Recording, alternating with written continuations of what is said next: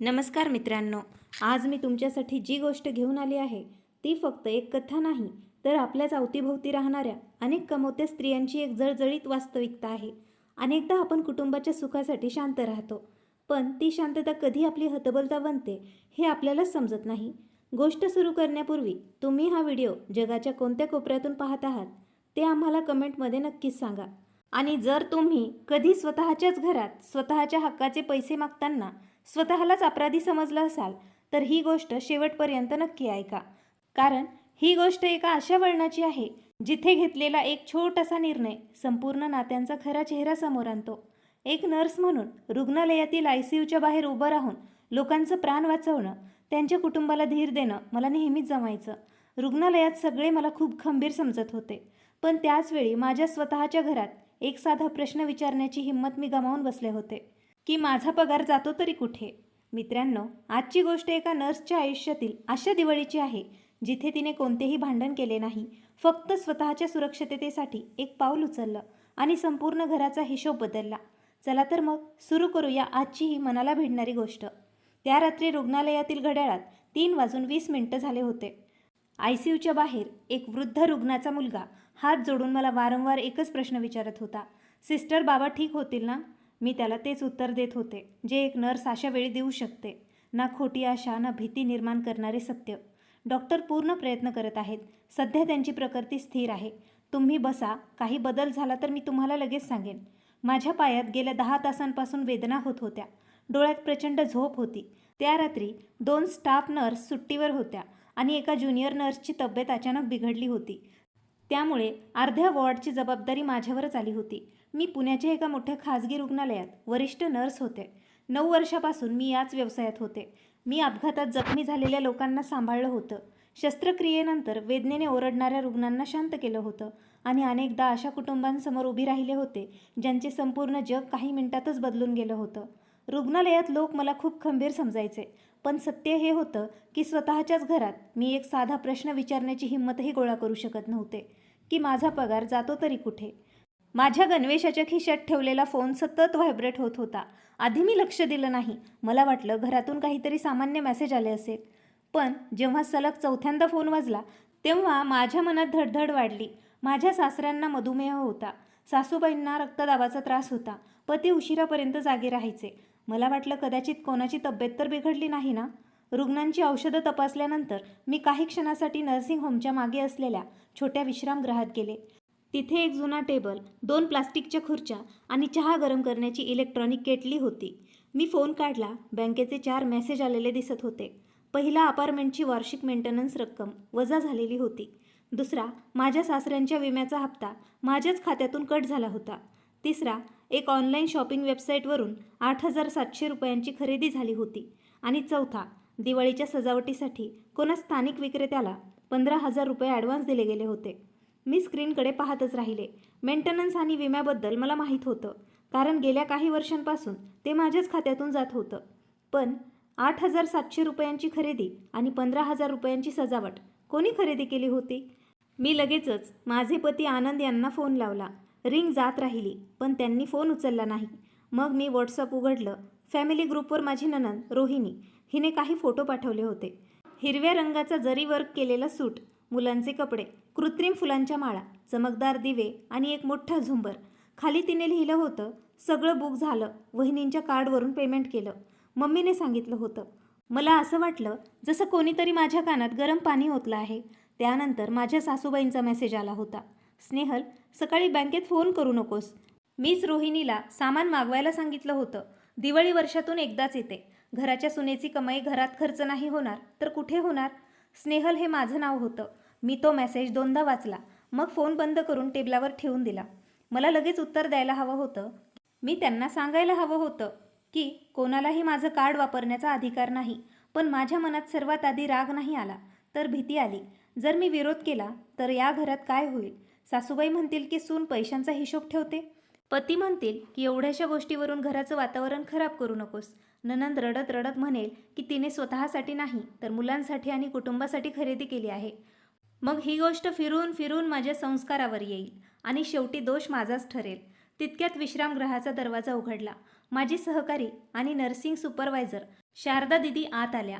त्या माझ्यापेक्षा 6 वर्षांनी मोठ्या होत्या आणि रुग्णालयातील अशा काही मोजक्या लोकांपैकीच एक होत्या ज्या समोरचा माणूस कोणत्या त्रासात आहे हे न विचारताही समजून घ्यायच्या. त्यांनी माझ्या चेहऱ्याकडे पाहिलं. काय झालं स्नेहल? घरात काही अडचण? मी लगेच म्हटलं, काही नाही दीदी, बँकेचे मेसेज आले आहेत. त्यांनी केटलीत पाणी टाकलं आणि माझ्याकडे न पाहता विचारलं, मग तुझ्या चेहऱ्याचा रंग का उडालाय? मी काही वेळ गप्प राहिले. मग फोन उचलून मेसेज त्यांच्यासमोर धरले. त्यांनी ते वाचले. कोणतीही नाट्यमय प्रतिक्रिया दिली नाही. फक्त खुर्ची ओढून बसल्या. तू ही खरेदी केली आहेस का? आनंदला विचारून केलीस? नाही. मग तुझं कार्ड कोणाकडे आहे? मी हळूच म्हणाले, घरात सेफमध्ये असतं. आधी मी काही बिलं भरण्यासाठी दिलं होतं. त्यांनी फोन परत माझ्याकडे सरकावला. आणि तुला हे सामान्य वाटतंय? त्या प्रश्नाने मला टोचलं. मला असं वाटलं जसं त्या माझ्या समजूतदारपणावर प्रश्नचिन्ह उपस्थित करत आहेत. मी स्पष्टीकरण देत म्हणाले, एकत्र कुटुंब आहे दीदी, खर्च तर होतच असतात. सासू सासरे आमच्यासोबतच राहतात. आनंदचा पगारही घरातच लागतो. शारदा दीदींनी थेट माझ्या डोळ्यात पाहिलं. तुला माहीत आहे त्याचा किती पगार घरात लागतो? मी उत्तर दिलं नाही. तुला माहीत आहे महिन्याच्या शेवटी तुझ्या खात्यात किती शिल्लक राहते? मी पुन्हा गप्प राहिले. तुझ्या नावावर काही बचत आहे? आता माझ्याकडे गप्प राहण्याशिवाय काहीच नव्हतं. शारदा दीदींनी मोठा श्वास घेतला. मी तुला तुझ्या पतीशी भांडायला सांगत नाहीये स्नेहल, पण इतरांची काळजी घेणं हा तुझा पेशा आहे. याचा अर्थ असा नाही की तू स्वतःची सुरक्षा विसरून जावीस. आमचं बोलणं तिथेच थांबलं, कारण ICUतून कॉल आला. मी पुन्हा रुग्णांच्या सेवेत गेले. पण पुढचे कित्येक तास त्यांचे ते 3 प्रश्न माझ्या मनात घोंगावत राहिले. आनंदचा किती पगार घरात लागतो? माझ्या खात्यात किती शिल्लक राहते? माझ्या नावावर काय आहे? सकाळी 7:30 वाजता माझी शिफ्ट संपली. रुग्णालयातून बाहेर पडले तेव्हा आकाश हलकं निळं दिसत होतं. रस्त्यांवर दुधाच्या गाड्या, स्कूल बस आणि सफाई कर्मचारी दिसू लागले होते.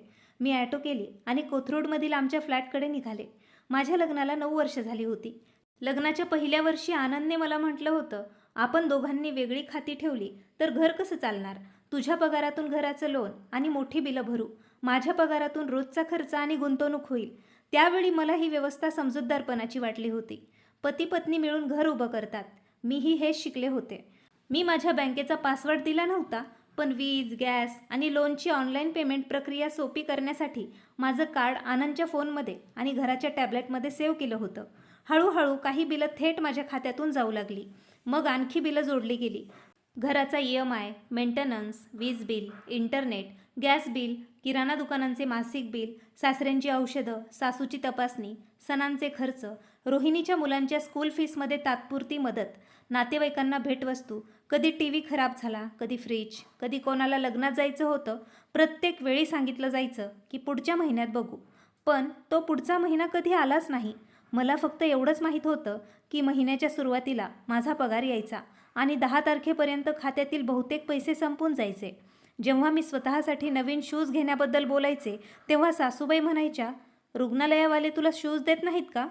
जेव्हा मी नर्सिंगचा एक प्रगत प्रमाणपत्र अभ्यासक्रम करण्याची इच्छा व्यक्त केली तेव्हा आनंद म्हणाले, सध्या घराचे खर्च खूप आहेत, पुढच्या वर्षी कर. पण त्याच वर्षी रोहिणी आणि तिच्या मुलांसाठी 55,000 रुपयांची दिवाळीची खरेदी झाली होती. ॲटो आमच्या सोसायटीच्या बाहेर येऊन थांबली. मी घरी पोहोचले तेव्हा दरवाजा उघडाच होता. हॉलमध्ये कपड्यांचे बॉक्स, सजावटीचे सामान आणि मिठाईची यादी पसरलेली होती. माझी सासू कावेरीबाई सोफ्यावर बसलेल्या होत्या. त्यांनी मला वरून खालीपर्यंत पाहिलं. आलीस का महाराणी? आज पुन्हा उशीर झाला? मी थकलेल्या आवाजात म्हणाले. ICUमध्ये रुग्ण जास्त होते आई. त्यांनी तोंड वाकडं केलं. रोज रुग्णालयात रुग्णच असतात, घरातही माणसं राहतात, हे कधीतरी लक्षात असतं का? आनंद जेवणाच्या टेबलावरती बसून फोन पाहत होते. मी त्यांच्याकडे पाहिलं. मला त्यांच्याकडून अपेक्षा होती की ते कमीत कमी एवढं तरी म्हणतील की ती रात्रभर काम करून आली आहे. पण त्यांनी फक्त एवढंच म्हटलं, आई तिला आधी कपडे बदलू दे. त्यांच्या आवाजात माझी बाजू घेणं नव्हतं, फक्त वाद संपवण्याची इच्छा दिसत होती. रोहिणी मुलांसह आमच्या घरी आली होती. एक नवीन सूट स्वतःसमोर धरून म्हणाली, वहिनी हे बघा कसं आहे, तुमच्या कार्डवर मला चांगला डिस्काउंट मिळाला आहे. मी तिच्याकडे पाहिलं. मला विचारून तर घ्यायचं होतं. कावेरीबाईंनी लगेच उत्तर दिलं, तिने घरासाठी खरेदी केली आहे, यात विचारण्यासारखं काय आहे? पण जवळपास माझ्या अकाउंटमधून 55,000 रुपये कट झालेत. सासूबाईंच्या भुवया उंचावल्या. मग तुला काय वाटलं होतं दिवाळी 10 ते 20 रुपयात होणार आहे? मी पहिल्यांदाच थोड्या खंबीरपणे म्हणाले, आई खर्च करण्यापूर्वी मला सांगायला हवं होतं. खोलीत काही सेकंदासाठी शांतता पसरली. आनंदने फोन खाली ठेवला. स्नेहल, सकाळी सकाळी सुरू करू नकोस हां. आईने सणासाठीच तर खरेदी केली आहे. मी सुरू नाही करत आहे. मी फक्त सांगत आहे की माझं कार्ड वापरण्यापूर्वी त्यांनी माझं बोलणं मध्येच तोडलं. माझं तुझं काय लावून ठेवलंयस? एकत्र कुटुंबात राहतो आपण. त्या 4 शब्दांनी संभाषण संपवून टाकलं. एकत्र कुटुंबात राहतो आपण. या घरात जेव्हा माझ्या पगाराचा प्रश्न यायचा तेव्हा आम्ही एकत्र कुटुंब होतो. पण जेव्हा मी रात्रीच्या ड्युटीवरून घरी परत येऊन झोपू इच्छित होते तेव्हा मी बेजबाबदार सून होते. जेव्हा मी माझ्या व्यवसायाचा आदर मागू पाहत होते तेव्हा मी गरजेपेक्षा जास्त आधुनिक होते. जेव्हा मी खर्चाचा हिशोब विचारत होते तेव्हा मी माझं तुझं करणारी स्त्री बनत होते. मी काहीही न बोलता माझ्या खोलीत निघून गेले. दुपारपर्यंत मला झोप आली नाही. शरीर थकलं होतं, पण मेंदू त्या बँकेच्या मेसेजमध्ये गुंफलेला होता. शेवटी मी लॅपटॉप उघडला आणि गेल्या 6 महिन्यांचं बँक स्टेटमेंट डाउनलोड केलं. आधी मला वाटलं होतं की मी फक्त दिवाळीचाच खर्च पाहीन, पण जसे जसे व्यवहार समोर येऊ लागले तसे तसे माझे हात थंड पडू लागले. प्रत्येक महिन्याच्या 5 तारखेला आनंदच्या वैयक्तिक पर्सनल लोनचा हप्ता माझ्या खात्यातून कट होत होता. मला लोनबद्दल माहितीसुद्धा नव्हती. एका महागड्या ऑनलाईन एंटरटेनमेंट प्लॅटफॉर्मची वार्षिक पेमेंट झालेलं दिसत होतं. रोहिणीच्या मोबाईल वॉलेटमध्ये अनेक छोटे छोटे ट्रान्सफर झालेले होते. 2 रेस्टॉरंटची बिलं त्या तारखांची होती जेव्हा मी रुग्णालयात नाईट ड्युटीवर होते. माझ्या सासूबाईंच्या खात्यात 8,000 रुपये, 12,000 रुपयांचे अनेक ट्रान्सफर झालेले दिसत होते. स्टेटमेंटमध्ये कुठे किराणा, कुठे पूजा, कुठे औषधं असं लिहिलं होतं. पण त्याच महिन्यात किराणा आणि औषधांचं पेमेंट वेगळं माझ्या कार्डवरून झालं होतं. मी एक नोटबुक घेतली आणि प्रत्येक खर्च लिहायला सुरुवात केली. त्या दिवशी मी 4 तास खातं तपासत राहिले. जितका हिशोब स्पष्ट होत गेला तितकं माझं मन जड होत गेलं. हा केवळ घर चालवण्याचा खर्च नव्हता. माझ्या पगाराने सर्वांची सोय जपून ठेवली होती, जेणेकरून दुसऱ्या कोणाला स्वतःची बचत मोडावी लागू नये. संध्याकाळी आनंद खोलीत आले. मी लॅपटॉप बंद केला. ते म्हणाले, आई नाराज आहे स्नेहल, तू असं आज बोलायला नको होतंस. मी विचारलं, तुम्ही माझं कार्ड रोहिणीला का वापरू दिलं? आईने सांगितलं असेल. आणि तुमच्या लोनचा हप्ता माझ्या खात्यातून का कट होतोय? त्यांच्या चेहऱ्याचा भाव एका क्षणासाठीच बदलला. कोणता हप्ता? मी स्क्रीन त्यांच्यासमोर फिरवली. त्यांनी व्यवहार पाहिले, मग सहज बनण्याचा प्रयत्न केला. ते फक्त काही महिन्यांची गोष्ट होती. माझी सॅलरी डेट कधी कधी मागे पुढे होते. 1 वर्षापासून कट होतोय. तर काय झालं? आपल्या घरासाठीच तर लोन घेतलं होतं. कशासाठी? त्यांनी स्पष्ट उत्तर दिलं नाही. स्नेहल, तू रुग्णालयातून थकून आली आहेस. आता वाद वाढवण्यात काय अर्थ आहे? मला फक्त एवढं जाणून घ्यायचं आहे की माझे पैसे कुठे जात आहेत. ते नाराज होऊन म्हणाले, तुला अचानक पैशांची इतकी काळजी का लागली आहे? शारदा दीदींनी पुन्हा काही सांगितलं आहे का तुला? मला आश्चर्य वाटलं. त्यांना माझ्या त्रासापेक्षा या गोष्टीची जास्त काळजी लागली होती की कुठल्या बाहेरच्या व्यक्तीने मला सत्य पाहायला तर शिकवलं नाही ना? मी म्हणाले, कोणी मला काही नाही सांगितलं. बँक स्टेटमेंटने मला सांगितलं आहे. त्यांनी खुर्ची मागे ढकलली. इतकी वर्ष सगळं नीट चाललं होतं. दिवाळीच्या वेळीच तुला हा हिशोब करायचा आहे? मी त्यांच्याकडे पाहिलं. सगळं नीट चाललं होतं. कोणासाठी? ते काहीही उत्तर न देता खोलीतून निघून गेले. त्या रात्री माझी ड्युटी नव्हती. घरात रोहिणीच्या 2 मावश्या आणि काही नातेवाईक दिवाळीच्या तयारीची चर्चा करायला आले होते. मी डोकेदुखीचा बहाणा करून खोलीतच राहिले. संध्याकाळी 7च्या सुमारास मला रुग्णालयातून फोन आला. एका रुग्णाची शस्त्रक्रिया दुसऱ्या दिवशी ठरलेली होती आणि मला काही सूचना नोंदवून घ्यायच्या होत्या. बोलणं संपल्यानंतर मी पाणी घेण्यासाठी खोलीबाहेर पडले. हॉलच्या जवळ पोहोचताच मला माझं नाव ऐकू आलं. मी थांबले. कावेरीबाई म्हणत होत्या, सुनेला बघा, दिवसभर झोपते, रात्री रुग्णालयात निघून जाते. घरात तिचं मन लागतंच कुठे? एका नातेवाईकाने विचारलं, आजकाल खाजगी रुग्णालयात नाईट ड्युटी खूप असते का? माझी सासू हसू लागली. नाईट ड्युटीच्या बहाण्याने ती कुठे कुठे जात असेल काय माहिती. आपण कुठं तिच्या मागे रुग्णालयात जातोय? खोलीत सर्वत्र हसू पसरलं. माझ्या पायाखालची जमीनच सरकल्यासारखी वाटली. रोहिणी म्हणाली, वहिनींना कुटुंबापेक्षा नोकरी जास्त प्रिय आहे. पण हो, त्यांचा पगार वेळेवर येतो. कमीत कमी घरात त्यांचा काहीतरी फायदा तर मिळतोच. मग सगळे हसले. मी दरवाजाच्या फटीतून आत पाहिले. आनंद तिथेच बसले होते.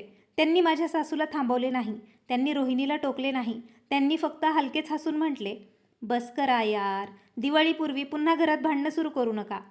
माझ्या चारित्र्यावर प्रश्न उठवला गेला होता. माझ्या मेहनतीची चेष्टा केली गेली होती आणि माझ्या पतीला चिंता फक्त या गोष्टीची होती की घरात वातावरण खराब होऊ नये. मी गप्प मागे सरकले. मुख्य दरवाजा उघडला आणि पायऱ्यांवर जाऊन बसले. खाली सोसायटीतील मुलं फटाक्यांचे आवाज करत होते. खेळण्यातील बंदुका चालवत होते. घरांच्या बाल्कनीमध्ये लाईट्स लागत होते. मी माझ्या हाताकडे पाहिले. या हातांनी कितीतरी अनोळखी लोकांचे प्राण वाचवण्यास मदत केली होती. हेच हात घरी येऊन चहा बनवायचे, औषधांचे बॉक्स भरून ठेवायचे आणि दरमहा प्रश्न न विचारता घर खर्च उचलायचे. तरीही या कुटुंबासाठी माझी सर्वात मोठी उपयुक्तता माझे बँक खाते होते. माझ्या डोळ्यात अश्रू आले, पण मी ते पुसून टाकले. त्या क्षणी मला पहिल्यांदा समजले की मी इतकी वर्ष शांतता टिकवत नव्हते. मी फक्त इतरांना माझ्या मर्यादा ओलांडण्याची परवानगी देत होते. मी फोन उघडला आणि माझ्या रुग्णालयाच्या मानव संसाधन HR विभागाचे पोर्टल उघडले. तिथे एक पर्याय दिसत होता. पगार खातं बदलण्याची विनंती, सॅलरी अकाउंट चेंज रिक्वेस्ट. माझी बोटं काही सेकंद स्क्रीनवर रेंगाळली. मग मी एक नवीन खाते जोडण्याची प्रक्रिया सुरू केली. त्यानंतर माझी नोटबुक उघडली आणि त्यात मी 6 गोष्टी लिहिल्या. नवीन सॅलरी अकाउंट, सर्व उपकरणांमधून बँक लॉगआउट, कार्ड बदलणे, अनधिकृत ॲटो डेबिट बंद करणे, 18 महिन्यांचे संपूर्ण बँक रेकॉर्ड आणि घराच्या खर्चाचा लेखी करार. मला माहीत होतं की जसा पुढचा पगार जुन्या खात्यात येणार नाही, या घरात वादळ उठेल. पण त्या रात्री मी वादळाला घाबरत नव्हते, कारण वर्षानुवर्ष ICUमध्ये काम केल्यानंतर मी एक गोष्ट चांगलंच शिकले होते. कधीकधी कोणाला वाचवण्यापूर्वी ती मशीन बंद करावी लागते, जी हळूहळू त्याला हानी पोहोचवत असते. मी पगार खातं बदलण्याची पुष्टी केली. स्क्रीनवर लिहून आलं, तुमची विनंती यशस्वीरित्या सबमिट झाली आहे. मी फोन बंद केला आणि परत घराच्या आत गेले. हॉलमध्ये तेच हसू सुरू होते. कोणालाही माहीत नव्हते की पुढच्या महिन्याचा माझा पगार त्या खात्यात येणार नव्हता, ज्याला ते स्वतःचं खातं समजत होते. आणि त्यांना हे देखील माहीत नव्हतं की दिवाळीपूर्वी थांबणारे पहिले पेमेंट फक्त सजावटीच्या लाईट्सचे नसणार होते. पुढच्या दिवशी सकाळी घरात सगळं काही सामान्य दिसत होतं. कावेरीबाई स्वयंपाकघरात दिवाळीच्या मिठाईची यादी बनवत होत्या. रोहिणी आपल्या मुलांना फ्लिपकार्टवरती नवीन कपडे दाखवत होती. आनंद नाश्त्याच्या टेबलावरती बसून मोबाईलवर ऑफिसचेच मेसेज पाहत होते. हॉलच्या कोपऱ्यात सजावटीच्या लाईट्सचे बॉक्स ठेवलेले होते आणि प्रत्येकजण असं वागत होता जसं काही काल रात्री माझ्याबद्दल बोलल्या गेलेल्या गोष्टी हवेत नाहीशाच झाल्या आहेत. मीही काही बोलले नाही. मी चहा बनवला, सासऱ्यांची औषधं त्यांच्यासमोर ठेवली आणि माझा पुढच्या शिफ्टसाठी तयार होऊ लागले. कावेरीबाईंनी माझ्याकडे पाहून म्हटलं, आज रुग्णालयातून लवकर ये, संध्याकाळी पूजेचं सामान आणायला जायचं आहे. मी माझ्या बॅगची झिप बंद करत विचारलं, किती वाजता? 6 वाजेपर्यंत. आणि हो, दुकानदाराचं उरलेले पैसेही तुलाच द्यायचे आहेत. तुझ्या कार्डवरून पेमेंट होऊन जाईल. मी त्यांच्याकडे पाहिलं. माझं कार्ड आता कोणाच्याही फोनमध्ये वापरलं जाणार नाही. त्यांच्या हातात धरलेला पेन जागीच थांबला. आनंदने लगेचच माझ्याकडे पाहिलं, पण मी आणखी काहीही न बोलता बूट घातले आणि घरातून निघून गेले. त्या दिवशी रुग्णालयात माझी ड्युटी दुपारपासून रात्रीपर्यंत होती, पण मी नेहमीच्या वेळेपेक्षा साधारण 1.5 तास आधीच घरी निघाले. रुग्णालयापासून काही अंतरावर एक बँकेची शाखा होती. मी तिथेच एक नवीन वैयक्तिक बचत खाते उघडले. बँक अधिकाऱ्याने विचारलं, मॅडम, तुम्ही हे सॅलरी अकाउंट म्हणून वापरणार आहात का? मी म्हणाले, हो, आणि या खात्याशी संबंधित कोणतीही माहिती पोस्टाने घरी पाठवू नका. सगळं काही मला ईमेलवर हवंय. त्यांनी माझ्याकडे थोडं आश्चर्याने पाहिलं, मग मान हलवून प्रक्रिया पूर्ण केली. मी नवीन मोबाईल नंबर घेतला नाही, पण बँकेसाठी वेगळा ईमेल ID तयार केला. खात्याची सर्व सुरक्षा सेटिंग्स बदलली. इतर कोणत्याही व्यक्तीचा नंबर, कोणतेही सामायिक ईमेल किंवा कोणाचाही पर्यायी ॲक्सेस त्यात ठेवला नाही. जेव्हा नवीन खाते सुरू झाले तेव्हा मी रुग्णालयाच्या वेतन विभागाकडे कागदपत्र जमा केली. पुढच्या महिन्यापासून माझा पूर्ण पगार त्याच खात्यात येणार होता. हे काम पूर्ण झाल्यावरही माझे हात हलके झाले नाहीत, कारण मला माहीत होतं की पगार खातं बदलणं हे फक्त पहिलं पाऊल होतं. पुढचे 3 दिवस रुग्णालयाच्या ड्युटी दरम्यान मिळणाऱ्या प्रत्येक छोट्या विश्रांतीमध्ये मी माझ्या जुन्या बँक खात्याची तपासणी केली. मी गेल्या 18 महिन्यांचे स्टेटमेंट डाउनलोड केले. प्रत्येक स्थायी निर्देश, प्रत्येक कार्ड पेमेंट आणि प्रत्येक पुनरावृत्ती होणाऱ्या व्यवहारांची स्वतंत्र यादी बनवली. मी एका नोटबुकमध्ये 3 शीर्षकं लिहिली: घराचा आवश्यक जबाबदाऱ्या, स्वतःच्या इच्छेने दिलेला खर्च आणि परवानगीशिवाय केलेला खर्च. पहिल्या भागात वीज, गॅस, राशन, सासऱ्यांची नियमित औषधं आणि घरकाम करणाऱ्या मावशींचा पगार होता. दुसऱ्या भागात रोहिणीच्या मुलांची फी, नातेवाईकांच्या लग्नातील भेटवस्तू आणि सासूबाईंच्या धार्मिक यात्रेसाठी दिलेले पैसे होते. तिसऱ्या भागाची यादी सर्वात लांब होती: आनंदचे वैयक्तिक पर्सनल लोन, रोहिणीचे ऑनलाईन ऑर्डर्स, एका महागड्या एंटरटेनमेंट प्लॅटफॉर्मची सबस्क्रिप्शन फी, रेस्टॉरंटची बिलं, सजावटीचे हप्ते, सासूबाईंच्या खात्यात वारंवार पाठवलेले लहान मोठे ट्रान्सफर, असे मोबाईलचे रिचार्ज ज्यांच्याशी माझा काहीच संबंध नव्हता, 2दा सोन्याच्या दागिन्यांच्या दुकानात केलेलं पेमेंट आणि एकदा एका रिसॉर्टचं ॲडव्हान्स बुकिंग. ते पेमेंट पाहून मी काही वेळ स्क्रीनवर बोट ठेवून स्तब्ध राहिले. रिसॉर्ट? त्या काळात मी सलग 7 दिवस रुग्णालयात काम करत होते. घरात कोणी या प्रवासाचा साधा उल्लेखही केला नव्हता. मी आनंदला मेसेज पाठवला, गेल्या डिसेंबरमध्ये सनराईज रिसॉर्टला माझ्या खात्यातून 20,000 रुपये का दिले गेले होते? उत्तर 10 मिनिटांनंतर आले. ऑफिसच्या लोकांसोबत एक बुकिंग होतं, नंतर ते रद्द झालं. मी लिहिलं, रिफंड कुठे आहे? त्यावर त्यांचं काहीच उत्तर आलं नाही. मी बँक स्टेटमेंट पुन्हा पाहिले, कोणताही रिफंड आलेला दिसत नव्हता. संध्याकाळी शारदा दीदी नर्सिंग होममध्ये माझ्यापाशी आल्या. त्यांनी मला विचारलं, काही समजलं? मी त्यांना माझी नोटबुक दाखवली. त्या पानं उलटत राहिल्या. त्यांचा चेहरा हळूहळू गंभीर होत गेला. हे सगळं तुझ्या माहितीशिवाय झालं? काही गोष्टींबद्दल मला माहीत होतं, पण इतकं असेल असं मला वाटलं नव्हतं. त्यांनी नोटबुक बंद केली. तू आता काय करणार आहेस? मी म्हणाले, आधी सगळं बंद करेल, मग घराचा खरा हिशोब मांडेल. सगळे पेमेंट एकदम बंद करणार? जे आवश्यक आहेत त्यांच्यासाठी मी माझा हिस्सा बाजूला ठेवेल. बाकी ज्या लोकांनी खर्च केला आहे आता ते स्वतःच पैसे भरतील. शारदा दीदींनी काही वेळ माझ्याकडे पाहिलं. फक्त एक गोष्ट लक्षात ठेव, आवश्यक औषधं आणि मूलभूत गोष्टी अचानक थांबवू नकोस. चूक त्यांनी केली आहे, पण तुझी बाजू तेव्हाच मजबूत राहील जेव्हा तू जबाबदारी आणि नियंत्रण यातील फरक स्पष्ट ठेवशील. मी मान हलवली. माझाही हाच निर्णय होता. मला कोणाला उपाशी ठेवायचं नव्हतं. मला वीज कापायची नव्हती. मी सासऱ्यांची औषधंही थांबवणार नव्हते. मला फक्त एवढंच थांबवायचं होतं की माझ्या खात्याला कुटुंबाची उघडी तिजोरी समजलं जाऊ नये. त्या रात्री मी जुन्या खात्यात एवढीच रक्कम सोडली जेणेकरून आवश्यक खर्चांचा माझा ठरलेला हिस्सा एका महिन्यासाठी वजा होऊ शकेल. यानंतर मी एक एक करून अनधिकृत स्थायी निर्देश रद्द करायला सुरुवात केली. आधी आनंदच्या पर्सनल लोनचा हप्ता, मग सजावटीच्या विक्रेत्यांचे पेमेंट, मग ऑनलाईन शॉपिंग वॉलेट, मग एंटरटेनमेंट सबस्क्रिप्शन, मग फर्निचरचा हप्ता. यानंतर मी सामायिक टॅबलेट आणि आनंदच्या फोनमधून माझं बँक खात्याचा ॲक्सेस काढण्यासाठी सर्व सक्रिय उपकरणांमधून लॉग आऊट केले. मी माझं कार्ड कायमचं बंद केलं आणि नवीन कार्डसाठी विनंती पाठवली. ते काम करताना माझ्या मनात एक वेगळीच भीती होती. प्रत्येक वेळी रद्द करा, कॅन्सलचं बटन दाबताना मला असं वाटत होतं जसं मी घराचं एखादं नातं तोडत आहे. पण मग मला काल रात्रीच्या कावेरीबाईंचं ते हसण्याची पद्धत आठवायची. नाईट ड्युटीच्या बहाण्याने कुठे कुठे जात असते काय माहिती. आणि रोहिणीचा तो आवाज, त्यांचा पगार वेळेवर येतो हेच आमच्यासाठी पुरेसं आहे. आणि मग पुढचे पेमेंट बंद करून टाकायचे. 3 दिवस कोणालाच काहीच समजलं नाही. चौथ्या दिवशी सकाळी रुग्णालयात माझी ड्युटी सुरू होऊन जेमतेम 1 तास झाला असेल. तितक्यात कावेरीबाईंचा मला फोन आला. मी रुग्णाची फाईल बंद करून त्यांचा फोन उचलला. हॅलो, बोला आई. त्यांचा आवाज चढलेला होता. तुझ्या कार्डमध्ये काय अडचण झाली आहे? एकही पेमेंट का होत नाही? तेच, लाईटवाल्याला उरलेले पैसे द्यायचे होते. 2दा पेमेंट फेल झालं. मी शांत स्वरात म्हणाले. मी कार्ड बंद केलं आहे. काही क्षण घरात शांतता पसरली. का? कारण ते माझ्याशिवाय बाकी लोकांच्या फोनमध्ये सेव्ह होतं. मग नवीन कार्ड कधी येणार? नवीन कार्ड येईल, पण ते कोणाच्याही फोनमध्ये सेव्ह होणार नाही. त्यांचा श्वास घेण्याचा आवाज फोनवर स्पष्ट ऐकू येत होता. तू माझ्याशी अशी बोलतेस? दिवाळी तोंडावर आली आहे आणि तू पैसे थांबवून ठेवलेस? आई, मी तुमचे पैसे नाही थांबवले. मी माझं कार्ड थांबवलं आहे. त्यांनी फोन कट केला. मला माहीत होतं की संध्याकाळी घरी पोहोचताच या विषयावर मोठा वाद होणार आहे.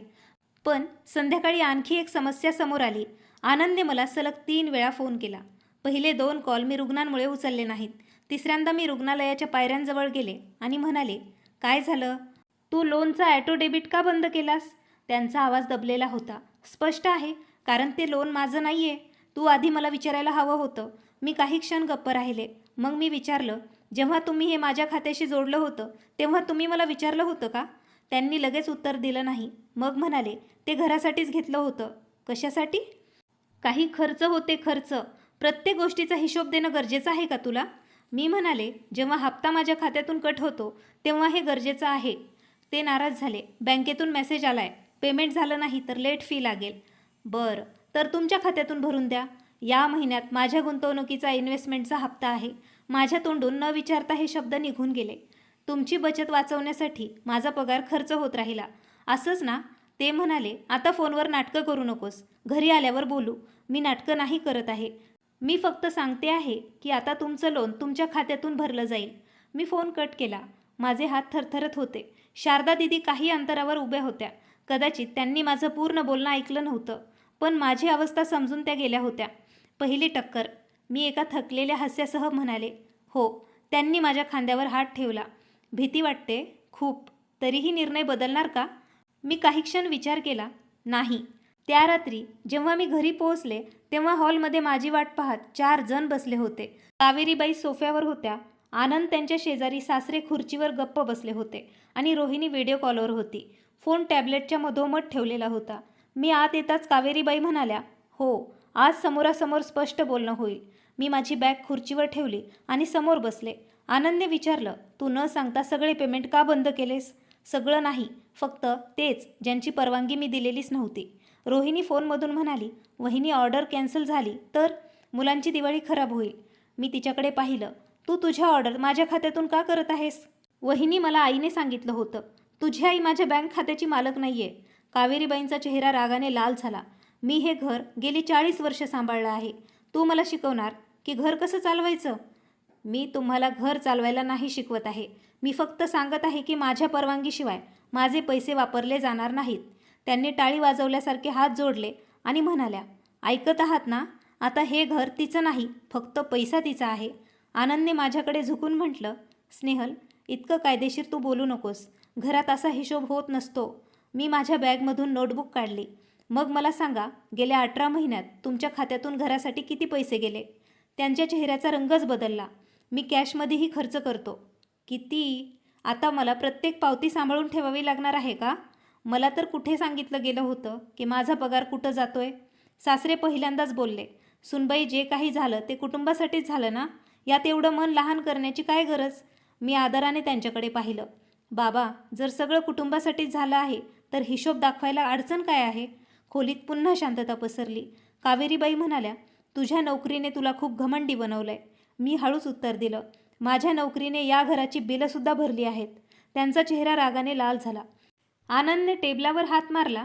बस कर, तू आईसोबत या भाषेत बोलू नको. माझा आवाज शांत राहिला. तुम्ही कालही त्यांना थांबवलं नव्हतं. ते एकदम गप्प झाले. कावेरीबाईंनी विचारलं, काल काय झालं? मी आनंदकडे पाहत म्हणाले, जेव्हा माझ्या कामाची आणि चारित्र्याची गोष्ट केली जात होती तेव्हा हे तिथेच बसलेले होते. आनंदने नजरा चोरल्या. रोहिणी म्हणाली, अगं वहिनी, तो तर मजाक केला होता. प्रत्येक गोष्ट मनावर लावून घेत जाऊ नको. मी फोनच्या जवळ झुकून म्हणाले, ज्या मजाकानंतर माझ्या खात्यातून तुमच्या कपड्यांचे पेमेंट होते तो मजाक नसतो रोहिणी. रोहिणीने नाराज होऊन फोनच कट केला. कावेरीबाई उठून खोलीत ये जा करू लागल्या. ठीक आहे, आतापासून तुझा एकही पैसा आम्हाला नकोय. मी म्हणाले, मी असं नाही म्हटले की मी घराचा खर्च देणार नाही. मग हा तमाशा काय आहे? मी माझा योग्य हिस्सा देईन, ठरवून देईन, पण कोणालाही माझं कार्ड किंवा खात्याचा ॲक्सेस अजिबात मिळणार नाही. आनंद हसला, पण ते हसू तिरस्काराने भरलेलं होतं. योग्य हिस्सा? आता पत्नी आपल्या पतीसोबत भाडेकरूंसारखा करार करणार? मी नोटबुक बंद केली. जेव्हा पती आपली बचत करताना पत्नीचा पूर्ण पगार खर्च करतो तेव्हा ती भागीदारी नसते. कावेरीबाई म्हणाल्या, आनंदची कमाई गुंतवणुकीत जाते. तो तुझ्या भविष्यासाठीच तर वाचवतोय ना? मी त्यांच्याकडे पाहिलं. आणि माझं वर्तमान? त्यांनी उत्तर दिलं नाही. पुढचे काही दिवस घरात एक थंड युद्ध सुरू झालं. घरात कोणीच माझ्याशी थेट बोलत नव्हतं, पण माझ्या खोलीच्या बाहेर इतक्या मोठ्या आवाजात चर्चा केली जायची की मला सगळं ऐकू यायचं. कावेरीबाई नातेवाईकांना फोन करून म्हणायच्या, आजकालच्या कमवत्या सुना घराला हॉटेल समजतात. आनंद रात्री उशिरापर्यंत बाहेर राहू लागले. सासरे माझ्याशी सामान्य वागायचे, पण दर 2 दिवसांनी मला विचारायचे की मी ते जुने पेमेंट पुन्हा सुरू केले का? रोहिणीने फॅमिली ग्रुपवर लिहिलं, काही लोक पैसे कमावून नात्यांची किंमतच विसरतात. मी कोणतंही उत्तर दिलं नाही. त्याऐवजी मी आणखी एक काम केलं. मी आनंदकडे त्याची सॅलरी स्लिप मागितली. ते म्हणाले, का? घराचा खर्च वाटून घ्यायचा आहे. तुला माझा पगार माहीत आहे. मला फक्त अंदाजा माहीत आहे. तुझा पगार पूर्ण मला माहीत नाही.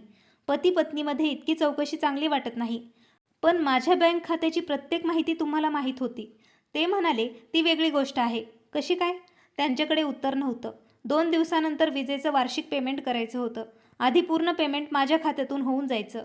यावेळी मी केवळ 1 महिन्याचं सामान्य बिल भरण्यासाठी माझा हिस्सा बाजूला ठेवला होता, पण वार्षिक ॲडव्हान्स पेमेंट केलं नाही. कावेरीबाईंनी आनंदला सांगितलं की त्याने ते भरून द्यावं. आनंदने उत्तर दिलं, सध्या माझ्या खात्यात बॅलन्स कमी आहे. मी त्याच वेळी स्वयंपाकघरात पाणी भरत होते. कावेरीबाईंनी मुद्दाम मोठ्या आवाजात म्हटलं, पाहिलं, घराच्या सुनेने अशी अवस्था केली की स्वतःच्या घराचं लाईट बिल भरण्यासाठीही विचार करावा लागतोय. मी बाहेर येऊन विचारलं, आनंदच्या खात्यात बॅलन्स कमी का आहे? ते म्हणाले, कारण माझे पैसे गुंतवणुकीत गुंतले आहेत. तर गुंतवणुकीचा 1 हप्ता थांबवून बिल भरून द्या. त्यांनी माझ्याकडे रागाने पाहिलं. तुला वाटतं की मी माझं भविष्य खराब करू? मी पहिल्यांदाच कोणत्याही संकोचाशिवाय म्हणाले, तुमचं भविष्य वाचवण्यासाठी माझं वर्तमान कधीपर्यंत खर्च होत राहणार? त्या रात्री आनंद माझ्याशी बोलले नाहीत. पुढच्या सकाळी माझ्या आईचा फोन आला. तिचा आवाज खूप चिंतेत वाटत होता. स्नेहल, घरात काय चाललंय? मी समजून गेले की कावेरीबाईंनी तिला फोन केला आहे. काही नाही आई, फक्त माझं बँक खातं वेगळं केलं आहे. तुझी सासू सांगत होती की तू घराचे सगळे पैसे थांबवून ठेवलेस.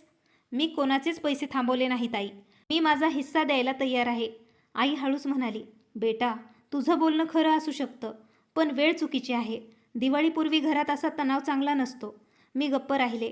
मग ती म्हणाली, नातं टिकवण्यासाठी थोडं झुकावं लागतं. माझ्या आत काहीतरी तुटल्यासारखं वाटलं.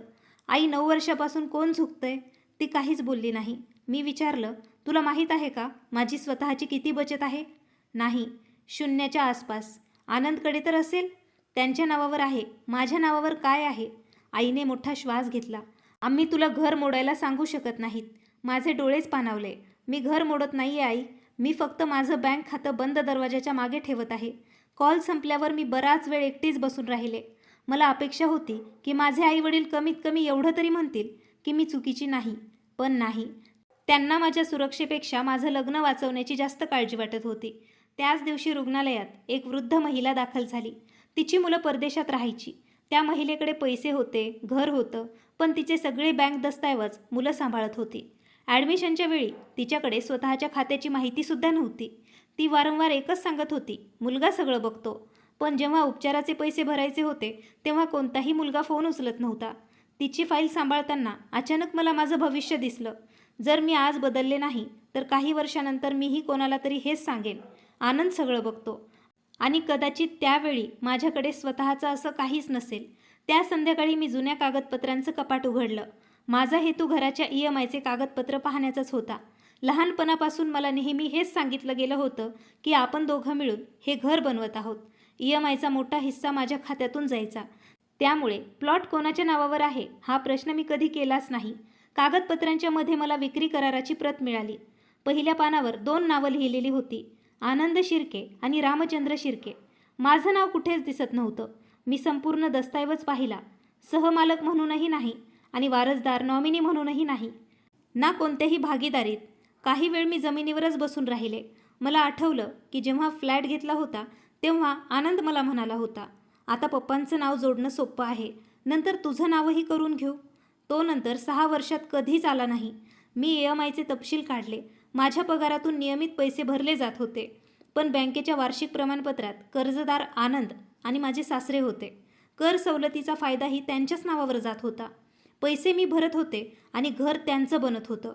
माझ्या मनात आता राग नव्हता, त्यापेक्षा जास्त भयानक एक स्पष्ट शांतता होती. मी आनंदच्या कपाटात ठेवलेल्या गुंतवणुकीच्या फाईल्स पाहिल्या. मला कोणाच्या वैयक्तिक गोष्टी शोधायच्याच नव्हत्या. पण ज्या कागदपत्रांमध्ये माझ्या पैशांचा प्रश्न होता तिथे आता संकोच बाळगायला मला जागाच उरली नव्हती. त्यांच्या नावावर 2 मुदत ठेवी FD दिसत होत्या. एक म्युच्युअल फंड पोर्टफोलिओ SIP पण सुरू होती. गेल्या 3 वर्षात त्यांनी चांगली रक्कम वाचवली होती आणि याच काळात मला दरमहा सांगितलं जायचं की घराचा खर्च खूप जास्त आहे आणि माझ्या प्रमाणपत्राचा कोर्स नंतर करावा. माझा पगार खर्च झाला होता जेणेकरून या पगारातून त्यांची मालमत्ता तयार व्हावी. त्या रात्री जेव्हा ते घरी परतले मी सगळे दस्तऐवज टेबलावर ठेवले. हे घर कोणाचं आहे? त्यांनी कागदपत्र पाहून म्हटलं, पुन्हा सुरू झालीस? माझं नाव यात का नाहीये? त्यावेळी लोन प्रक्रियेत अडचण येत होती. 6 वर्षात अडचण दूर झाली नाही का? ते खुर्ची ओढून बसले. तू माझी पत्नी आहेस, माझं घर तुझंच घर आहे. पण कागदांवर माझं नाव का नाही? गोष्टी कागदपत्राने चालत नसतात. मी गुंतवणुकीचे तपशील त्यांच्यासमोर ठेवले. हे सगळं कोणाचं आहे? ते दचकले. तू माझ्या फाईल्स पाहिल्यास? तुम्ही माझं खातं वापरलं. मला हे जाणून घेण्याचा अधिकार आहे की आपली कमाई कुठे गेली. ते रागाने म्हणाले, ही माझी बचत आहे, आपल्या भविष्यासाठी. आपल्या भविष्यासाठी माझं नाव कुठं आहे? तू बोलणं फिरवतेस. नाही, मी तर पहिल्यांदाच थेट बोलते. त्यांनी खुर्चीवरून उठत विचारलं, तुला काय पाहिजे? मी शांत स्वरात म्हणाले, स्पष्टच सांगते, मला बरोबरीची जबाबदारी आणि ज्या घराचा मी EMI भरते त्यात कायदेशीर हिस्सा हवा आहे. त्यांनी माझ्याकडे रागाने पाहिलं. तू माझ्यावर खटला दाखल करणार आहेस का? मी खटल्याची गोष्ट केलीच नाही. मी फक्त माझा अधिकार विचारलाय. मम्मी बरोबर म्हणते, नोकरी आणि पैशाने तुला बदललंय. मी म्हणाले, नाही, बँक स्टेटमेंटने मला बदललंय. ते खोलीबाहेर निघून गेले. पण यावेळी मला रडू आलं नाही. मी त्याच रात्री एक नवीन दस्तऐवज तयार करायला सुरुवात केली होती. मासिक घरगुती खर्च, आर्थिक जबाबदारी करार. पहिल्या भागात घराचे सर्व आवश्यक खर्च लिहिले. EMI, वीज, पाणी, गॅस, किराणा, औषधं, घरगुती मेंटेनन्स. दुसऱ्या भागात लिहिलं की प्रत्येक कमवता सदस्य आपल्या उत्पन्नाच्या प्रमाणात योगदान देईल. तिसऱ्या भागात स्पष्ट केलं की वैयक्तिक खरेदी, वैयक्तिक कर्ज, सबस्क्रिप्शन आणि भेटवस्तू ही त्या व्यक्तीची जबाबदारी असेल ज्याने त्यांना मान्यता दिली आहे. चौथ्या भागात लिहिलं की कोणत्याही सदस्यांचे bank card, password, mobile banking किंवा ॲटो डेबिट त्यांच्या लेखी परवानगीशिवाय वापरले जाणार नाही. पाचव्या भागात फ्लॅटच्या EMIशी संबंधित अट होती.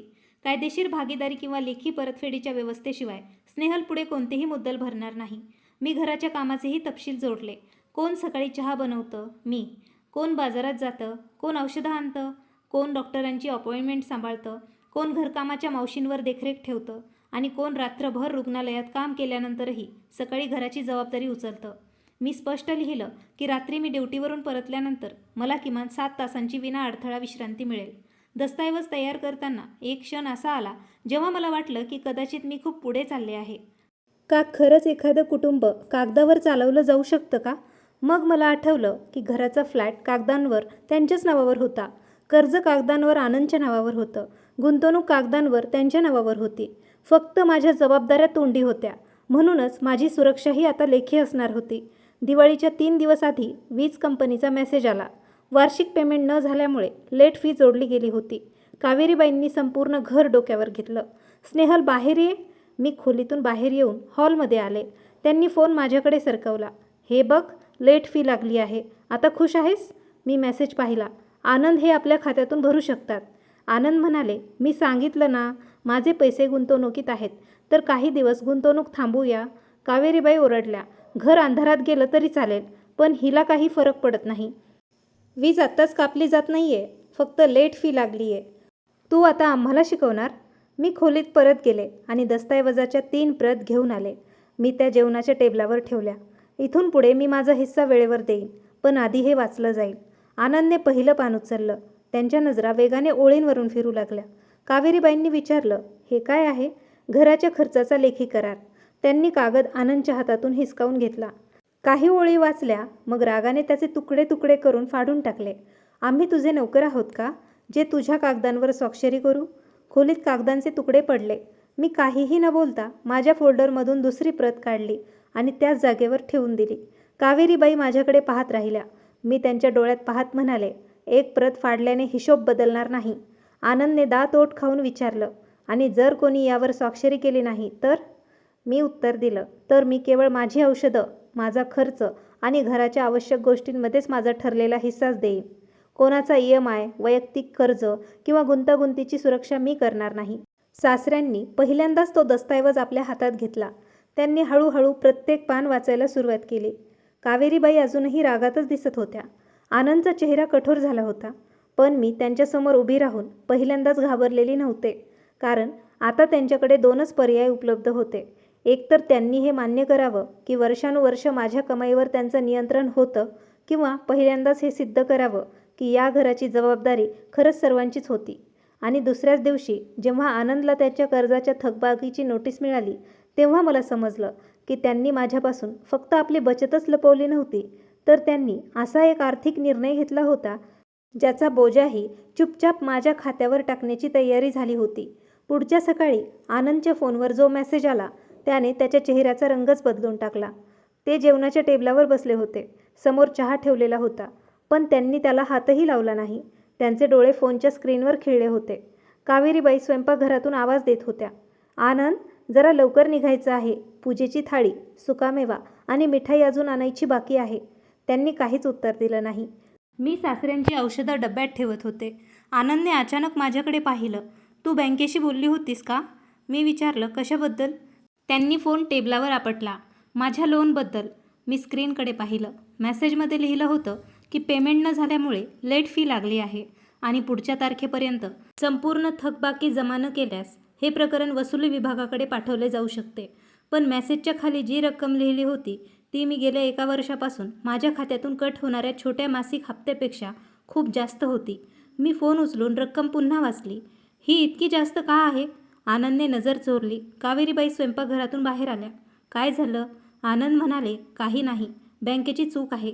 मी शांत स्वरात म्हणाले, ही बँकेची चूक वाटत नाहीये. थकबाकी जवळपास 4 लाख रुपये आहे. कावेरीबाई जागीच थांबल्या. सासऱ्यांनी चष्मा ठीक करत विचारलं, 4 लाख? मी आनंदकडे पाहिलं. तुम्ही किती लोन घेतलं होतं? ते खुर्चीवरून उठले. ही गोष्ट आपण खोलीत करू शकतो. मी म्हणाले, पैसे माझ्या खात्यातून जात होते तर गोष्ट इथेच होईल. त्यांचा चेहरा कठोर झाला. स्नेहल, प्रत्येक गोष्ट कुटुंबासमोर उघडी करणं गरजेचं नाही. जेव्हा कुटुंब माझ्या पगाराला स्वतःचं मानत होतं तेव्हा त्या पगाराशी जोडलेलं कर्जही कुटुंबासमोरच उघड होणार. कावेरीबाईंनी अस्वस्थतेने विचारलं, आनंद, खरं खरं सांग, हे कोणतं लोन आहे? काही क्षणापर्यंत कोणताही आवाज आला नाही. मग आनंदने हळूच सांगितलं, मी 2 वर्षापूर्वी एक वैयक्तिक कर्ज, पर्सनल लोन घेतलं होतं. का? सासऱ्यांनी विचारलं. आनंदने ओठ चावले. एका गुंतवणुकीसाठी. मी विचारलं, कोणती गुंतवणूक? ते म्हणाले, एका मित्राने वेअरहाऊस प्रोजेक्टमध्ये पैसे लावायला सांगितलं होतं. चांगला नफा मिळणार होता. बरं, मग नफा मिळाला? त्यांनी उत्तर दिलं नाही. मी समजून गेले पैसे बुडले. ते रागाने म्हणाले, पूर्णपणे नाही बुडले, मॅटर अडकले. तर तुम्ही मला का नाही सांगितलं? कारण मी सांभाळत होतो. मी फोन टेबलावर ठेवला. तुम्ही सांभाळत होता म्हणूनच हप्ता माझ्या खात्यातून कट होत होता. त्यांनी आवाज वाढवला. त्यावेळी माझ्यावर खूप मानसिक दबाव होता. जर मी तुला सांगितलं असतं तर तू घाबरली असतीस. मी डोळे न मिचकवता त्यांच्याकडे पाहिलं. तुम्हाला वाटलं मी घाबरून जाईल म्हणूनच तुम्हाला माझे पैसे गुपचूप वापरणं जास्त योग्य वाटलं. कावेरीबाईंनी मध्येच म्हटलं, आनंदकडून चूक झाली असेल. पती पत्नीमध्ये अशा गोष्टी होत असतात. मी त्यांच्याकडे वळले. आई, जर मी 4 लाखांचं कर्ज घेतलं असतं आणि त्यांचा हप्ता आनंदला न सांगता त्यांच्या खात्यातून कट झाला असता तर तुम्ही यालाही छोटी चूक म्हटलं असतं का? त्या गप्प झाल्या. आनंद म्हणाला, मी घराच्या भविष्यासाठीच रिस्क घेतली होती. कागदपत्र कुठे आहेत? कोणती कागदपत्र? ज्या प्रोजेक्टमध्ये तुम्ही गुंतवणूक केली त्या कराराची प्रत, बँक ट्रान्सफर, भागीदारीचे दस्तऐवज. ते काही क्षण माझ्याकडे पाहत राहिले. माझ्याकडे सगळं आहे. तर आणा ना आत्ताच. का? कारण काल तुम्ही म्हणत होता की प्रत्येक गोष्ट कागदाने चालत नाही. आज बँकेचा कागद तुमच्यासमोर उभा आहे. सासऱ्यांनी गंभीर आवाजात म्हटलं. आनंद, कागदपत्र घेऊन ये. ही पहिलीच वेळ होती जेव्हा त्यांनी माझ्यासमोर आपल्या मुलाला जाब विचारला होता. आनंद खोलीत गेले आणि साधारण 10 मिनिटांनंतर एक पातळ फाईल घेऊन परतले. त्यात बँक कर्जाची मंजुरीपत्र होते, काही ट्रान्सफरच्या प्रती होत्या आणि एक साध्या कागदावर 2 स्वाक्षऱ्या दिसत होत्या. मी पानं वाचली. ज्या व्यक्तीला पैसे दिले होते तो आनंदचा जुना कॉलेजचा मित्र होता. कोणत्याही नोंदणीकृत कंपनीचं नाव नव्हतं. मालमत्तेची माहिती नव्हती. परतफेडीची स्पष्ट तारीखही नव्हती. ना कोणती कायदेशीर सुरक्षा. मी विचारलं, तुम्ही इतके जास्त पैसे फक्त या कागदावर देऊन टाकले? आनंद म्हणाला, तो माझा मित्र आहे. मला हसू आलं नाही, रागही आला नाही. मला फक्त प्रचंड थकवा जाणवला. त्या मित्रावर विश्वास ठेवण्याची किंमत माझ्या पगारातून चुकवली गेली होती. आनंद म्हणाला, मी हळूहळू परत करून दिले असते. कसे? माझ्या सॅलरीतून, आपल्या दोघांच्या सॅलरीतून. पण निर्णय फक्त तुमचाच होता. कावेरीबाईंनी माझ्याकडे पाहून म्हटलं, आता जुन्या गोष्टी ताणून काय होणार? आधी बँकेची रक्कम जमा करायची आहे. हाच तो क्षण होता ज्याने संपूर्ण परिस्थिती स्पष्ट केली. माझ्यासोबत चुकीचं झालं की नाही हे कोणीच विचारलं नाही. सर्वात आधी काळजी पुन्हा तीच होती, पैसे कुठून येणार? मी जेवणाच्या टेबलावर ठेवलेली कराराची दुसरी प्रत उचलली. म्हणूनच हा कागद गरजेचा आहे. आनंदने तो दूर ढकलला. मी कोणत्याही परिस्थितीमध्ये माझ्या सॅलरीची आणि कर्जाचा हिशोब करणार नाही. मी म्हणाले, मग तुमची पत्नी तुमचं कर्ज भरणार नाही? त्यांनी टेबलावर हात मारला. तू माझी पत्नी आहेस, बँक नाही. खोलीत शांतता पसरली. माझा आवाज मोठा नव्हता, पण पहिल्यांदाच माझ्या शब्दात कोणतीही विनवणी नव्हती. सासऱ्यांनी तो दस्तऐवज पुन्हा उचलला. त्यांनी पहिल्या पानापासून शेवटच्या पानापर्यंत तो वाचला. मग म्हणाले, यात काय चुकीचं आहे? खर्च लिहिण्याची आणि वाटून घेण्याची तर गोष्ट आहे ना? कावेरीबाईंनी आश्चर्याने त्यांच्याकडे पाहिले. तुम्हीही हिच्या बाजूने बोलत आहात? ते हळूच म्हणाले, मी कोणाच्या बाजूने नाही आहे. पण आता गोष्ट खूप पुढे गेल्या आहेत. सुनेच्या कमाईतून लोनचा हप्ता कट होत होता आणि आपल्याला माहीत नव्हतं. आनंदने नाराज होऊन म्हटलं, पप्पा, मी तुम्हाला सांगितलं होतं की मी गुंतवणूक केली आहे. हे नाही सांगितलं की हप्ता स्नेहलच्या खात्यातून जातोय. कावेरीबाई म्हणाल्या, घरात पुरुषांकडून चूक होऊन जाते म्हणून काय सून त्याला सर्वांसमोर कठऱ्यात उभं करणार? मी त्यांच्याकडे पाहिलं. माझ्याकडून 9 वर्ष तडजोड करून घेतली गेली. आता त्यांना एक वेळा सत्य बोलायला सांगितलं जातंय. त्यांनी उत्तर दिलं, तू या घराची इज्जत मातीत मिळवणार आहेस का? घराची इज्जत बँक पासवर्डने वाचत नसते हो आई, ती व्यवहाराने वाचते.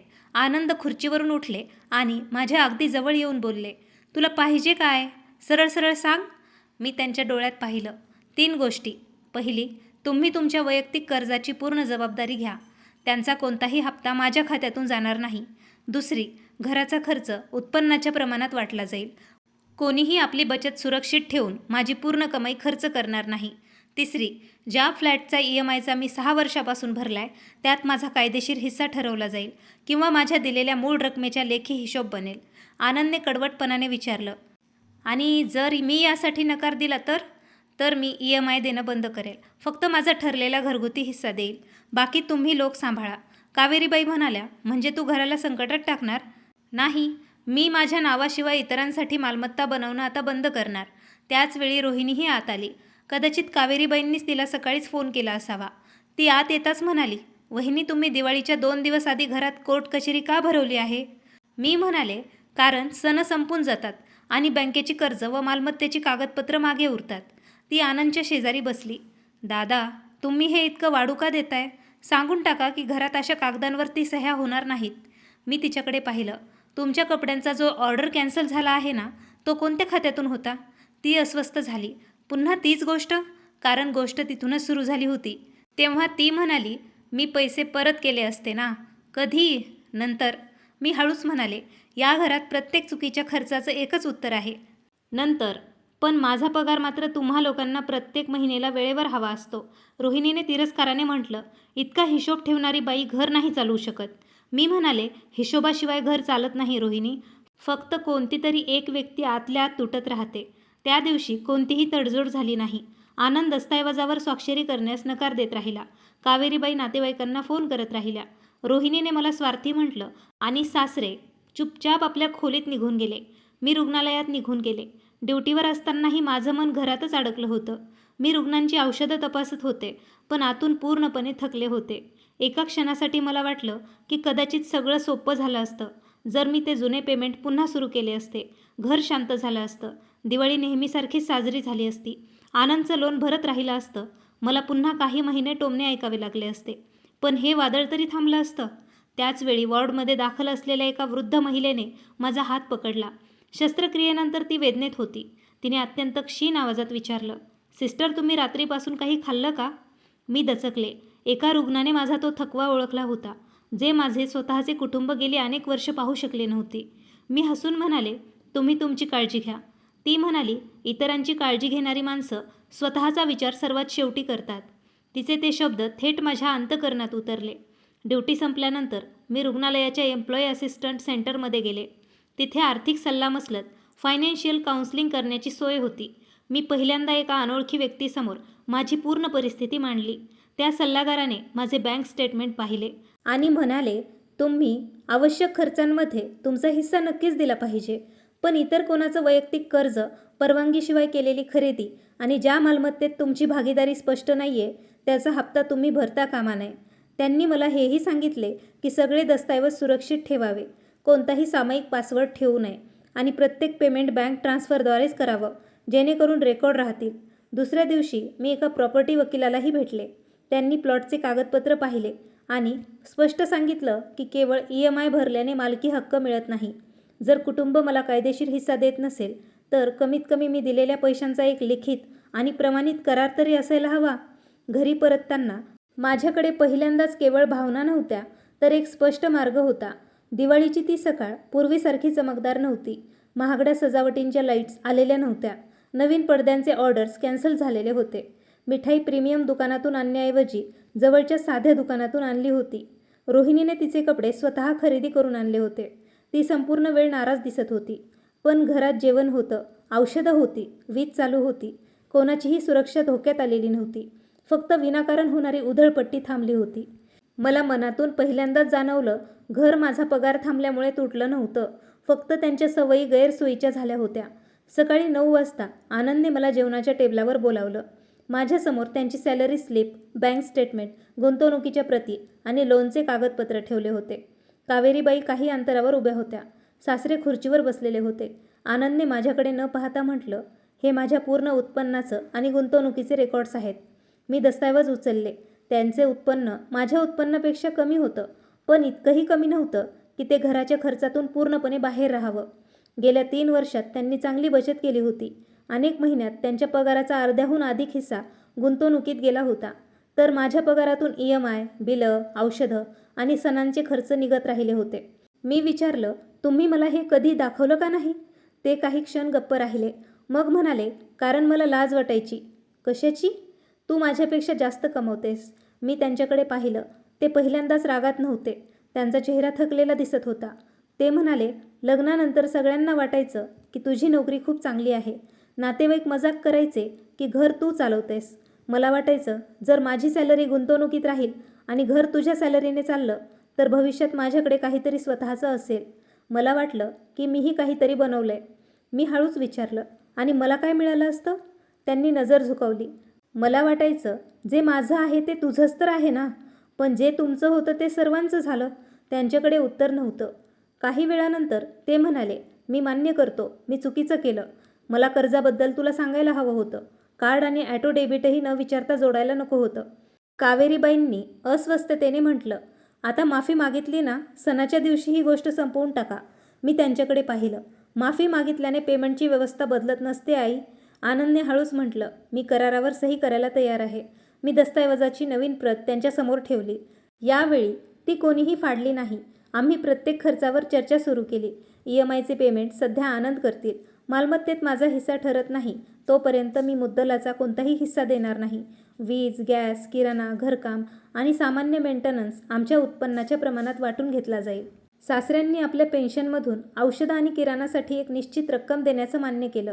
कावेरीबाई म्हणाल्या की त्यांच्याकडे स्वतःचे उत्पन्न नाही. मी उत्तर दिलं की त्यांच्याकडून पैसे मागितले जात नाहीयेत. फक्त हे स्वीकारायला सांगितलं जातंय की त्यांनी इतर कोणाच्या खात्यातून खरेदी करण्याची परवानगी मागू शकत नाहीत. रोहिणीचे वैयक्तिक खर्च आणि तिच्या मुलांची खरेदी ही आपल्या घराची जबाबदारी असणार नाही. त्यांना मदत तेव्हाच केली जाईल जेव्हा आम्ही दोघं त्या मदतीसाठी सहमत असू. आनंदचे वैयक्तिक कर्ज पूर्णपणे त्याची जबाबदारी राहील. सामायिक उपकरणांवर कोणतेही कार्ड किंवा बँकिंग माहिती सेव्ह ठेवली जाणार नाही. सणांचे बजेट आधीच ठरवले जाईल आणि सर्वात महत्त्वाचं म्हणजे माझ्या नाईट ड्युटीनंतर सकाळची घरगुती कामं माझी जबाबदारी असणार नाहीत. कावेरीबाईंनी यावर लगेच आक्षेप घेतला. मग सकाळचा चहा कोण बनवणार? माझ्या सासऱ्यांनी हळू आवाजात म्हटलं, ज्याला चहा हवाय तो स्वतः बनवू शकतो. कावेरीबाईंनी आश्चर्याने त्यांच्याकडे पाहिलं. कदाचित या 40 वर्षात पहिल्यांदाच त्यांनी असं उत्तर दिलं होतं. आनंदने सर्वात आधी स्वाक्षरी केली. त्याचा हातातील पेन काही सेकंद कागदावरच थांबला. मग त्याने स्वतःचे नाव लिहून दिले. सासऱ्यांनी आपला निश्चित हिस्सा लिहून स्वाक्षरी केली. कावेरीबाईंनी खूप वेळ नकार दिला. त्या म्हणाल्या की सून त्यांच्याकडून कागदांवर स्वाक्षरी करून घेऊन त्यांचा अपमान करत आहे. मी कोणताही दबाव टाकला नाही. मी फक्त इतकंच त्यांना म्हटले, स्वाक्षरी तुम्ही करू नका, पण मग इथून पुढे माझ्या खात्यातून कोणतंही पेमेंट मंजूर केलं जाणार नाही. साधारण अर्ध्या तासानंतर त्यांनी त्या कागदपत्रांवरती स्वाक्षरी केली, ज्यामध्ये लिहिलं होतं की कोणत्याही व्यक्तीच्या परवानगीशिवाय त्यांचे कार्ड, खाते किंवा बँकिंग माहिती वापरली जाणार नाही. रोहिणीने स्वाक्षरी केली नाही, कारण ती या घराची कमावती सदस्यही नव्हती आणि या घरातील व्यक्तीही नव्हती. पण तिने जाता जाता एवढं म्हटलं, आता मी काही मागणारही नाही. मी शांत स्वरात उत्तर दिलं, मागण्यात काही चुकीचं नाही आहे रोहिणी. न विचारता घेणं चुकीचं आहे. करारावर स्वाक्षऱ्या झाल्यावरही सगळं काही एका दिवसातच ठीक झालं नाही.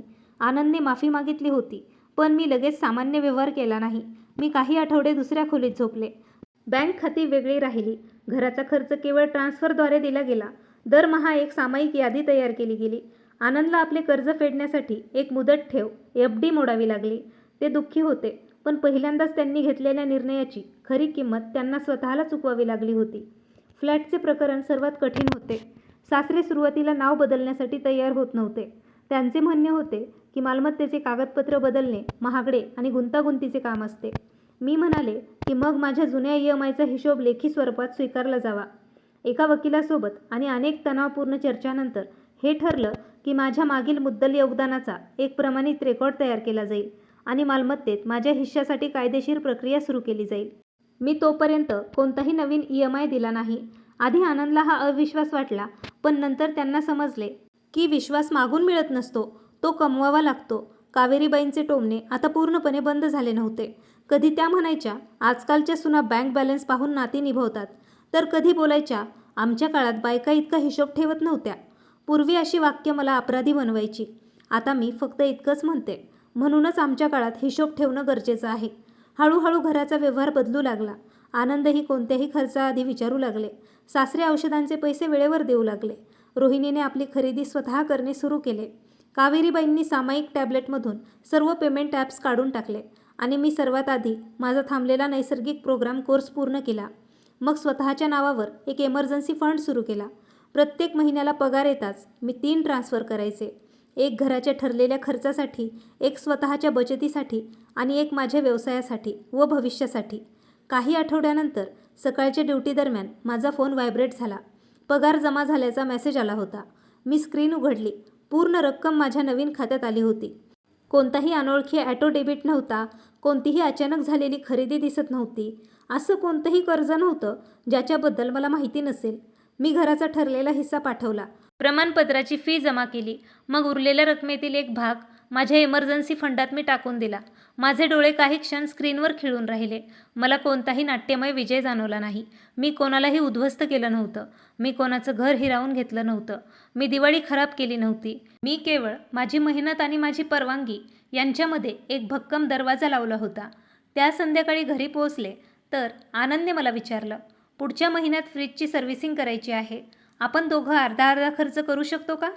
हा एक छोटासा प्रश्न होता, पण गेल्या 9 वर्षात पहिल्यांदाच त्यांनी खर्च करण्यापूर्वी मला विचारलं होतं. मी म्हणाले, आधी अंदाज काढून घेऊ, मग करूया. त्यांनी मान हलवली.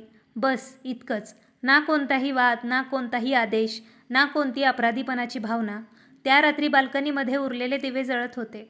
मी त्यांच्याकडे पाहत विचार केला की मला इतकी वर्ष वाटत होतं की कुटुंब वाचवण्याचा अर्थ गप्प राहणं आहे. पण शांत राहण्याने कुटुंब वाचवलं जात नव्हतं. त्याने फक्त चुकीच्या व्यवस्थेला सोयीस्कर बनवलं जात होतं. माझा हेतू कधीच कोणाचा बदला घेण्याचा नव्हता. मी कोणाची कमाई हिरावून घेतली नाही. मी फक्त माझी कमाई स्वतःच्या नियंत्रणात परत घेतली. आणि जसं मी एक ॲटो डेबिट बदलला, या घराचं सर्वात मोठं सत्यच समोर आलं. ते माझ्या परवानगीशिवाय असह्य नव्हते. ते केवळ त्याच्याशी इतके सरावलेले झाले होते की ते माझा अधिकार मान्य करणे विसरूनच गेले होते. मित्रांनो, स्नेहलच्या या संघर्षातून आपल्याला एक खूप मोठा आणि महत्त्वाचा धडा शिकायला मिळतो. कुटुंब आणि नाती नक्कीच विश्वासावर चालतात, पण विश्वासाचा अर्थ स्वतःचे अस्तित्व आणि सुरक्षा पणाला लावणे असा कधीच होत नाही. अनेकदा स्त्रिया कौटुंबिक शांतता टिकवून ठेवण्यासाठी स्वतःच्या हक्कांचा बळी देतात आणि गप्प राहतात. पण लक्षात ठेवा, तुमची शांतता तर इतरांना तुमच्या मर्यादा ओलांडण्याची परवानगी देत असेल तर ती शांतता नसून स्वतःवर केलेला अन्याय आहे. स्वतःच्या घामाच्या कमाईचा हिशोब मागणे म्हणजे स्वार्थीपणा नाही, तर तो तुमचा कायदेशीर आणि नैतिक अधिकार आहे. आर्थिक स्वावलंबन आणि घरात बरोबरीचा आदर मिळवणे हा प्रत्येक कमवत्या व्यक्तीचा हक्क आहे. मग ती घरातील सून असो वा मुलगा. जेव्हा नात्यांमध्ये हक्कासोबत कर्तव्यांची आणि खर्चाची समान भागीदारी असते, तेव्हाच ते घर खऱ्या अर्थाने एक आनंदी कुटुंब बनते. तर मित्रांनो, ही होती स्नेहलची एक डोळे उघडणारी गोष्ट. तुम्हाला काय वाटतं? स्नेहलने घेतलेले निर्णय योग्य होता का? जर तुम्हालाही असं वाटत असेल की नात्यांच्या नावाखाली कोणाच्याही संमतीशिवाय बँक खाते वापरणे हे एक आर्थिक शोषण आहे, तर कमेंट बॉक्समध्ये तुमची मौल्यवान प्रतिक्रिया आम्हाला नक्की कळवा. जर ही गोष्ट तुमच्या मनाला स्पर्श करून गेली असेल आणि तुम्हाला यातून काहीतरी शिकायला मिळालं असेल, तर या व्हिडिओला नक्की लाईक करा, जास्तीत जास्त हाईप करा. ही कथा आज आपल्या समाजातील अनेक जणांची खरी परिस्थिती मांडणारी आहे. त्यामुळे ज्या व्यक्तींना स्वतःच्या मेहनतीचा हिशोब मागताना भीती वाटते, अशा तुमच्या मित्रमैत्रिणींसोबत आणि परिवारासोबत हा व्हिडिओ जास्तीत जास्त शेअर करा. अशाच प्रकारच्या कौटुंबिक, भावनिक आणि सत्य परिस्थितीवर आधारित प्रेरणादायी गोष्टी पुढेही ऐकण्यासाठी आपल्या चॅनलला सबस्क्राईब करायला अजिबात विसरू नका आणि शेजारील बेल आयकॉनला क्लिक करा. सर्वात महत्त्वाचं, जर तुम्हाला आमची ही कथा, त्यामागील संकल्पना आणि आमची मेहनत मनापासून आवडली असेल, तर तुम्ही आम्हाला आर्थिक पाठबळ देण्यासाठी खाली दिलेल्या सुपर थँक्स या पर्यायाचा वापर करून तुमचे प्रेम आणि पाठिंबाही देऊ शकता. तुमच्या या प्रोत्साहनामुळे आम्हाला अशाच नवनवीन आणि दर्जेदार गोष्टी तुमच्यापर्यंत आणायला आणखी ऊर्जा मिळेल. पुन्हा भेटूया अशाच एका नवीन आणि मनाला भिडणाऱ्या कथेसह. तोपर्यंत स्वतःची काळजी घ्या आणि आनंदी राहा. धन्यवाद.